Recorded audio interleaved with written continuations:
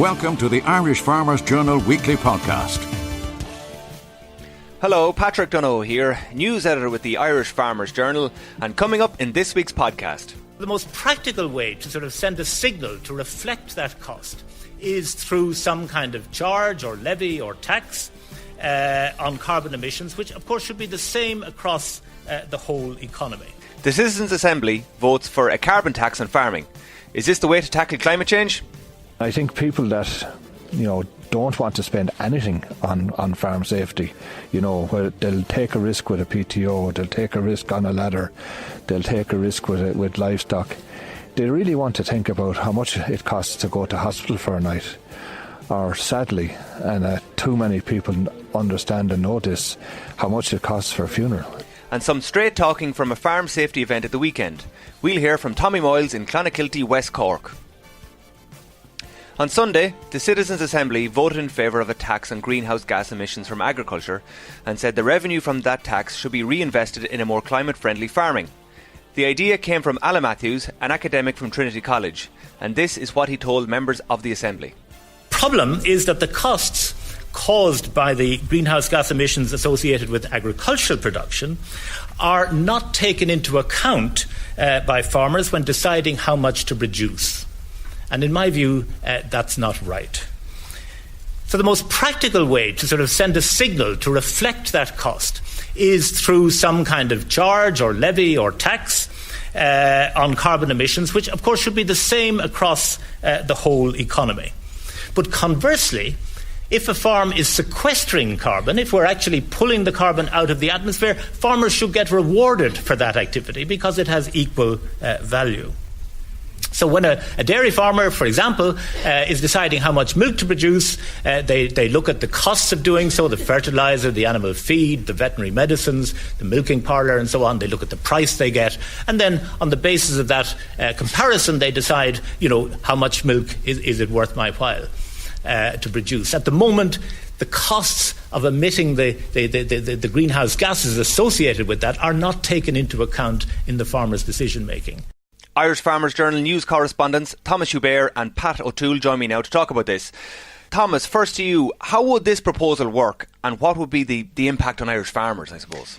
The idea from Alan Matthews there is that you would measure carbon emissions from farms and you would tax those that do emit a lot of carbon, and obviously there you think of ruminants, cattle and sheep, whether they're dairy or beef, and also that you would reinvest that money, as he said, either in a flat rate payment to all farmers, hectare based, or you would actually target those that are a bit more virtuous climate-wise, for example, those who plant trees, and give them a bit more of that money. So the idea is that the money would stay within farming, but the impact would still be important because if you target those that are more greenhouse gas intensive, like beef, for example, you would really wipe out the industry. If you look at how much of our emissions come from the cattle industry in this country, it's really most of the farming emissions, and then farming in itself accounts for a third of nationwide emissions. So you think a tax would actually force beef farmers out of the business and replace a lot of that activity by forestry, by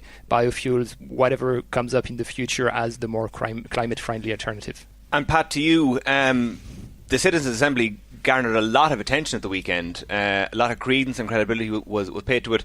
Just how likely is this vote? What's going to happen? Will this be carried into law? Will farmers be paying a greater tax for their greenhouse gas emissions?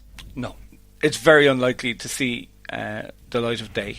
Unsurprisingly, I suppose the Agriculture Minister, Michael Creed, was very sceptical about the idea, but also the Minister for Climate Change himself, Denis Naughton, also expressed real concerns about the proposal and the effect it would have. There's two key issues, I suppose. The first one is that of carbon leakage. That's something that's now been widely generated and understood, that if you stop production of beef in Ireland, you just move that production unless you change consumption patterns. And what would happen is that Brazilian beef coming from the land that was cleared of rainforests would replace Irish beef here in Ireland and in our export markets. So there's no gain for the global environment in that, and we have a global environment. The Irish climate is not separate in any way from the global climate. The other issue is that it's almost impossible to measure it accurately. Alan Matthews himself accepted that it would have to probably happen not at farm gate level but at processor level. So if I was supplying beef processor A and they had a high average carbon footprint, would it benefit me to move to processor B, which would actually become a competition issue? That might be seen as anti-competitive. Then if I'm a farmer who has worked really hard to reduce my carbon footprint and I'm a dairy farmer and I'm supplying a processor with a high carbon footprint, I don't benefit. So that can't work. So for those reasons, I don't see this happening. But it has, as you rightly say, opened up a debate around the issues, and that can never be a bad thing. Pat and Thomas, thank you very much. And we have more on the Citizens' Assembly in this week's Irish Farmers' Journal. We hope that you're enjoying this Irish Farmers' Journal podcast. Find out more at farmersjournal.ie.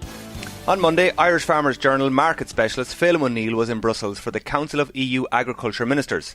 There he met Minister Michael Creed and asked him about the two hot issues at the moment, Brexit and Mercosur. We take the view generally in Ireland that we favour trade agreements. We need to get 90% of what we produce off the island, so we're broadly supportive of trade agreements. We obviously have some concerns on Mercosur. For example, there's a number of issues here. There's the bilateral negotiations that are ongoing at the moment between the EU and Mercosur countries, and that's well documented at this stage. The offer of 70,000 tonnes is something we are extremely unhappy with. But there is a question here of paying on the double as well, because there are WTO talks underway, and we want to make sure that we're not paying on the double here in terms of access in Mercosur, and then find that we're also conceding, because this isn't about access for WTO or for Mercosur countries for the first time to European markets. They have access at the moment. A lot of that is under WTO rules, and if the WTO is going to deliver more to them, what are the consequences and how should that inform a Mercosur approach? So we're very anxious about those matters. We have the Commission's own cumulative impact assessment, which identified, that's the assessment of what's the impact of all of the trade agreements at the moment, and at a time when Europe is, where consumption of beef is static or marginally increasing, where there's an oversupply, allowing 70,000 tonnes of beef in from Mercosur doesn't make a whole lot of sense in our view. Brexit, 250,000 tonnes of our beef going into the UK market. What's the future access going to be for that product into the UK? We don't know. So for those reasons, we're particularly concerned and have been involved in an initiative with a number of countries, including the French, on Mercosur. And it's an area where we will remain extremely vigilant. The Irish Farmers' Journal weekly podcast. There were two farm walks hosted by participants in the Dairylink programme this week. On Tuesday, our dairy editor, Jack Kennedy, visited the Corbett family's farm near Banbridge with Dairylink advisor Conal McKeown. Conal is going to talk to us about some of the key messages from the day. Conal, talk to us about the couple of stops. You started off here by talking about the mature cows, the size of them, and wanting to get better fertility and better milk solids. Yeah, look, we're trying to get the optimal cow here for Nigel's system, and we've got to take a look at the existing cows in the herd and try and move forward from that. We're looking at their weight, their average weights, and we're saying, right, what do we need to do here? Not only in terms of target and the heifer breeding, but what genetics do we need to put into these cows here to try and improve replacements? Okay, now you weighed some of the cows. What weight were the cows that you actually weighed? Yeah, they're sitting in around between 660 to 700 kilos. Right. So we're talking about an average here of about 690 kilos live weight of the milking herd. And like volume-wise, yield-wise, how are they producing? Yeah, look. The cows were pulled out. Look, there's no shortage of milk yield here in this herd. Yeah. There's no shortage of milk in this herd. There's cows there doing 11,000 litres. And still holding on to good fertility, good calving intervals for them cows. Like you seen yourself, the three that were pulled out. Okay. So you're saying there's lots of volume, you need more milk solids, better fertility, and you need them calving in the autumn. That was the key messages I took from that. Your second stand, you went to the maiden heifers that are about a month from breeding. Yeah. And you weighed some cows, or weighed some of the heifers. Yeah. What were the kind of key messages from that stand? So if we're going to get realistic about bringing in the heifers at the optimal rate, optimal weight, we've got to target that breeding weight. So Nigel's optimal cow, his existing cow herd average is 690 kilos, but his optimal weight is 600 kilos. That's what he wants. He wants the cow at 600 kilos. Okay. So what weight does that mean the heifer needs to be bred at? We targeted in around 360, 370 kilos to breed that heifer at. Okay. And that's what our target is. So whenever breeding starts December this year, heifers must be in and around that average weight. So we saw Nigel is weighing the heifers on a regular basis. If they're overweight, he can cut them down and feed. If they're younger ones that need a bit of feeding, he can feed them that little bit more. Yes, absolutely. Okay, we went out the field then, we saw a bit of infrastructure. We saw he's putting in a new roadway, he's putting in new fencing, new water trucks. He's investing in his 40-hectare milking platform. Yeah, absolutely. And he's prioritised that investment, Jack. He's trying to get the money spent in the right places. Yeah. So we sat down at the start of the year, we done up a plan, we said, how much do we need to spend here? Yep. What money do we need to spend? He's approached his bank, he's got the money lined up, and he's started to spend it. Okay. So we're improving access to the paddocks, we're improving soil fertility, pH, P and K, and we're trying to get the milking platform pushing out grass, more and more grass. And then at your final stop, you talked about he didn't make much money here on the farm in 2015, 2016. Yeah. Output was low, milk price was low. At the end of the day, it just barely washed its face. It was enough to pay the cost of the business, but there was no profit left for Nigel and Edna. Yeah. But you're predicting for the next 2 years that you can see 60,000 falling out in terms of profit out of this business. Absolutely. In 2017, well, it's a very small prediction, Jack. That's what's going to actually happen. We're near the end of 2017. That's what we're looking at now. Them figures are pretty real. Okay, we've got 2 months to go, but they're pretty real. No question about it. Focusing on getting that optimal cow, focusing on getting that fertility of the cow and the soil optimised. That's the direction that Nigel's going, and that's what's driving that profit, Jack. Okay. Very thankful to Nigel, Edna and Richard Corbett for allowing us here on the day. You can see the cows behind us. There's lots of volume. They need more milk solids. They need better fertility, but they're on the journey to achieving that and putting it in and putting more feed in the system by growing more grass. Yes. That was Conal McKeown with Jack Kennedy in County Down. We'll be back after this break with Kieran Lenihan and suckler farmer Tom Bulger in County Carlow. Quality of cattle plummets. For more in this week's Farmer's Journal, here's Paul Mooney. Dairy expansion dragging down beef quality. Rural crime focus. New survey shows crime levels as bad as ever. With straw scarce, we outline alternatives for bedding. Charolais calf births fall rapidly as Angus and Hereford soar. And in our farm building supplement, top tips for upgrading old sheds. And in Irish Country Living, we've top advice on minding your pension inside this week's Irish Farmer's Journal, on sale today. The Better Farm Challenge podcast, brought to you by the Irish Farmers Journal and Teagasc, supported by ABP, Dawn Meats, FBD and Keepack. How close are you to grazing the full farm, having the full farm grazing the last rotation, say? Well, sure, the cows, you see where the cows are at the minute, and they're going into where the machine or where at the drain, sure, that's week to 10 days. Okay. And then there'll be one field left, there's about 6 acres for the sheep to keep them on for Christmas. Okay. They come in then. The safety things, Tom, talk to us about the mirrors on the tractors. I think that's one of the best safety adjustments I've ever seen. I don't know why that came about. Sure, it came about because I was getting up and down off the tractors putting out cones and lads blowing horns at me and near ones up the road, and thank God I never had an accident, and I don't know why I thought of it. So it's a big, you have a straight road, but you've 6 foot hedges nearly either side of you. Yeah. And the side we came out there's virtually no grass margin. Yeah. And I always said, no, it's not even as bad this time of year, because some foliage is dying off, and if the hedges were cut. Yeah, brilliant. Simple thing, €20. The mirrors are €10 a piece in Kenny's a purse. And every time someone sees it, by Jesus, yeah. Yeah, you have it. Yeah. And there's guys doing it with front mowers and that, alright, aren't there? I've heard of that too. Yeah, I've heard of that too. Yeah.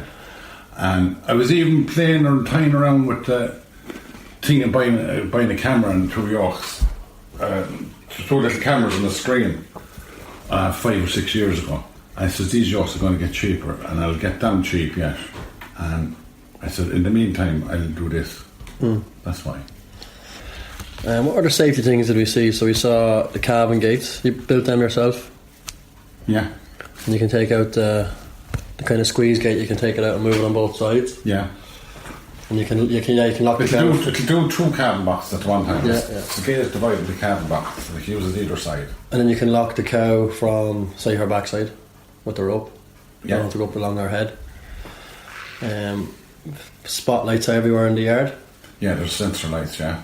Sensor lights, yeah. Dehorning crate. The dehorning crate is a serious job. I think one of the great things is you can do all on your own, because I know a lot of lads need 2 guys, one to keep the calf up, but the way that your thing kind of narrows in at the back, squeezes them in, yeah. And then you can lock the calf in. Yeah. And then, as you said, you want to make an amendment to let the calf walk out forwards, because normally it's let the calf back. Yeah. He goes down into the crate. We were making that was always our intention, that the calf would walk out forwards. Yeah, and the next lad was coming in behind him. And then obviously you're saving another thing. You're not lugging it around the yard because it's on wheels and you have a wheelbarrow. It's brilliant, huh? Yeah. The Better Farm Challenge podcast, brought to you by the Irish Farmers Journal and Chugask, supported by ABP, Don Meats, FBD and Keepack. On Saturday last, Tommy Moyles attended the farm safety event organised by Chugask and the Health and Safety Authority in Clonakilty Agricultural College. There he spoke with Safety Inspector Pat Griffin and Garda Brendan Condon of the Traffic Corps. Yeah, it's great. This is the type of event that farmers really get a lot of knowledge from. It's practical. We did have a very quick session indoors, but we're outdoors all morning, and it's a chilly, foggy morning, but there's lots of farmers here and they're looking at what's going on, and there's a lot of information being given out. You didn't really hold back with the images in-house? No, I did show some photographs of fatal accident scenes just to get some impact on them, on how simple things happen. And I mean, a lot of those photographs, they look like standard farmyards, but the dreadful and sad thing about it is there's been deaths there, and there's families that are struggling to cope with what's happened.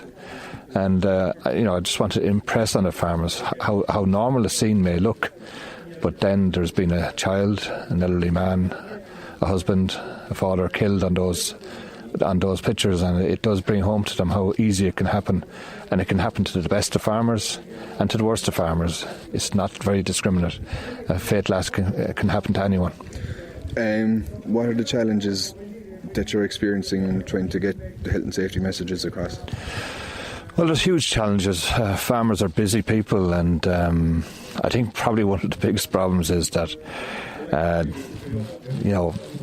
every farmer has been working for a long time, and sometimes they feel they know everything, and they don't think they can learn from anything or learn from training. But I think farmers that come to events like this, where you have the experts in their fields talking about the equipment, whether it's hydraulic power output units, or the guards talking about the weights they can put on trailers, or people talking about how easy it is to protect yourself if you're trying to fix things at height. I think they'll hopefully go away and have learned something and realise that they don't know everything, and maybe there is a lot of learning to be done, and they can do things better at home on their own home farm. Something that has been a recurring feature of most of the groups this morning is the challenge provided by lack of profitability at farm level, and also that leads on to part-time farming, creating time pressure. Yeah, how do you deal with that? That is a problem, but I think if farmers are suffering from lack of profitability, they really need to go and get help. They need to look at their systems to make sure that they're maximising what they can do. I think if they can't farm safely, I think they need to think about whether they can stay in that farming business or not. But that said, there's a lot of things you can do in a farm that doesn't cost you money. It doesn't cost you money to decide that there's a one-way system up this lane. so that the reversing is stopped. It won't cost you more money to reverse park your tractor at the end of the day, so that when you start out in the morning, you're looking forward, and if someone comes out to tell you something, you're not going to reverse over them. It doesn't cost you money to minimise the amount of reversing that's happening in the yard. So there's a lot of things, that you can do that are cost neutral. It just won't cost you money, but it will protect people, and it'll make your yard a safer place. And I think people that don't want to spend anything on farm safety, where they'll take a risk with a PTO, they'll take a risk on a ladder, they'll take a risk with livestock. They really want to think about how much it costs to go to hospital for a night. Or sadly, and too many people understand and know this, how much it costs for a funeral. And, think about those costs and then think about your safety when you're actually working. We have to make sure that we spend that little bit of money to keep ourselves safe, because the alternative isn't great. My name is Brendan Condon. I'm a Garda PSV inspector there, and I'm with the Traffic Corps in Garda Síochána, and I've been there in over 20 years now at this stage in the Guards.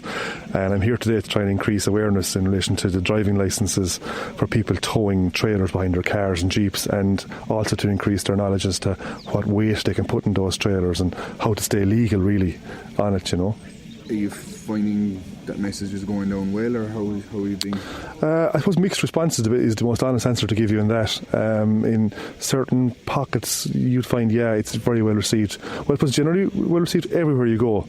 But we still are coming across accidents countrywide where people are just overloading trailers, and it turns out that they may not have the requisite driving licence to drive the vehicle in the first place, whereas they should have done a test to tow a trailer, and they've never done that.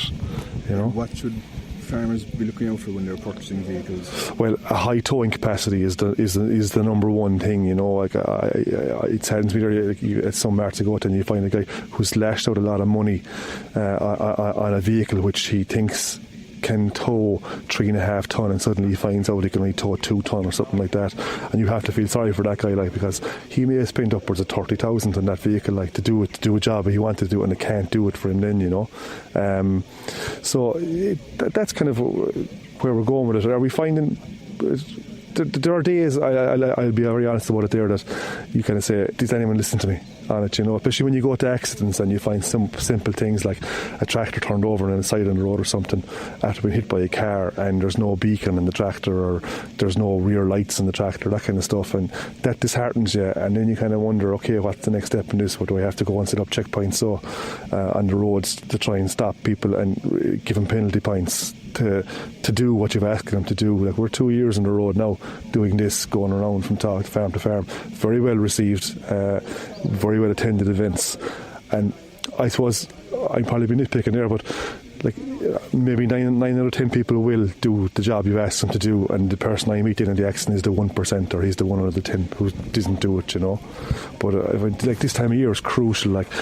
A beacon is very important, that car drivers, they're coming up behind you, and if you're following cattle in outlying farms and you've a round bale in the back of your tractor, that round bale could be obscured in the tractor lights. When you've the bale lifted up and it's blocking the lights, you're then left with what can the car driver see, and if you have the beacon, he will see that. He'll know there's a slow moving vehicle here, I got to be careful of it. And I'm also saying to fellas, put something reflective on the back of the cab, like the red reflective tape that we're encouraging you to put in trailers. Cut a strip of that and put it across the back at the top of the cab, and they'll see that too on it, because you could have a lighting failure, you could lose power. Reflectors will still stay working no matter what. It's like a bicycle, The other thing you were demonstrating there today was the straps on trailers. Oh yeah, it always goes down fairly well, as well received, because I suppose when it comes to costing money, and people don't like to be caught out by buying poor quality straps, and I find it's an area there that you can be sold duds very quickly in, and once you tell people that talks like this, listen, this strap is worth so much, people kind of, their eyes open up then and go, right, I'm not going to buy that one anymore, because it's not fit for purpose, You're listening to the Irish Farmers Journal podcast. Now, you may have no problem listening to this podcast, but you might find it difficult to read the Irish Farmers Journal. In this week's Irish Country Living, Anne O'Donoghue writes about a farmer who tackled his reading difficulties with a literacy course. My colleague Thomas Hubert asked her for more details. Well, figures show that 1 in 6 Irish people have difficulty understanding basic text, so they'd be classed as functionally illiterate. Now, it may seem very high, but you have to remember a lot of times people had these skills before, but because they're not using them, they lost them over time and they are self-conscious about using them. So a good example, many people listening to this would have studied Irish to their Leaving Cert. Now, did you do an Irish oral for your Leaving Cert? Yes. Would you do an Irish oral now? No. You once had those skills, but because you don't use them, you've since lost them. It's the very same with people who've gone into careers after school that don't practice these skills. They once had them, but they just have lost them over time. So it's all about, really, Thomas, just brushing up on those skills. A lot of it, as I said previously, is being self-conscious. You don't want to use those skills in front of other people. You don't want to show that weakness. Okay, so let's imagine I'm in this situation. My written English is a bit more like my school Irish, a bit rusty. What help is available? So the National Adult Learning Agency, NALA, will be the main body for this in Ireland. Now, you'd be surprised to know that 50,000 people in Ireland are attending adult education courses. So it's very popular. Tutors tailor it to their students, so it's not like going back to school for people. It's a really relaxed atmosphere, and they'll tailor what they're teaching you to what your needs. So it's not like in school where there's kind of a set curriculum and you must learn this, that or the other.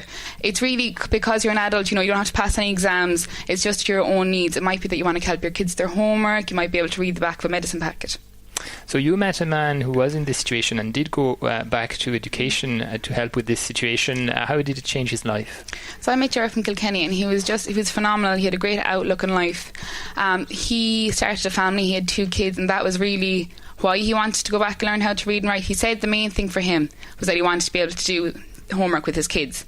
But he said there was other things as well, like he wanted to be able to give them medicine if they're sick and things like that. So he said they were his only focuses.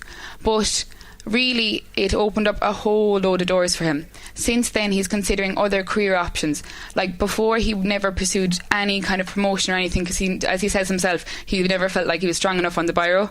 But now he's actually considering changing career, pursuing different avenues. And he said it's actually, because he's a lot less conscious socially, he's gotten much more involved with the community. So really, it's every aspect of his life has been improved. Okay, thanks for that, Anne. And you have a lot more details and contacts for people who want to seek help in this week's Irish Country Living. Thanks, Thomas. That's it from us for this week. This podcast was produced by Thomas Hubert and Ferdy Amooney was on sound. Happy farming and talk to you all next week. The Irish Farmers Journal podcast, online at farmersjournal.ie and on iTunes every Thursday.